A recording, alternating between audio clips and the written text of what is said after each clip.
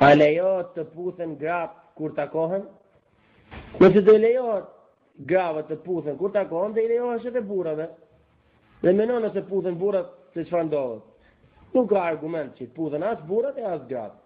Mjafton, siç ka thënë Rasuli alayhi salatu wasallam kur është pyet, ka thënë ayuanikuhu për çafon? La. Qale yusafihu qale na. Ja e dorën po. Ja e dorën. Edhe diçka tjetër. Janë vetë e dorën vetë. Selamu aleikum, selamu aleikum, selamu aleikum, selamu aleikum, selamu aleikum. Selamu aleikum, dhe jepet dorën se do japë. Por kur hyn në mezhlis ka rregull tjetër.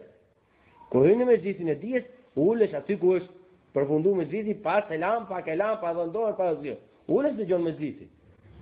Nëse hyn tek disa vëllezër, duke ne nuk ka mezhlis dije, ja, selamu aleikum, dhe ulesh. Nëse është e nevojshme për dhënë dorën, nuk është e nevojshme që secilit t'i japësh selam. Të janë rregulla që duhen mësuar, se janë të gjykuara nga Islami. Jo, të janë që ka pus njënë pus tjetra, nuk i takon muslimanit të importoj këto sjelljet nga do thot Europa, nga xahila. Sepse janë në kundërshtim të qartë me ligjin e Allahut subhanahu wa taala.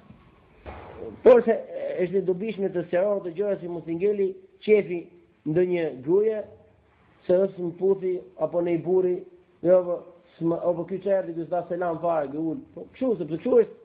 Tash është me dije. Imagjino të vinë vetë selamu aleikum, aleikum selam wa rahmatullahi wa barakatuh. Edhe selamu aleikum, aleikum selam wa rahmatullahi wa barakatuh. Edhe tjetër hapim mezhlis e ka emrin mezhlis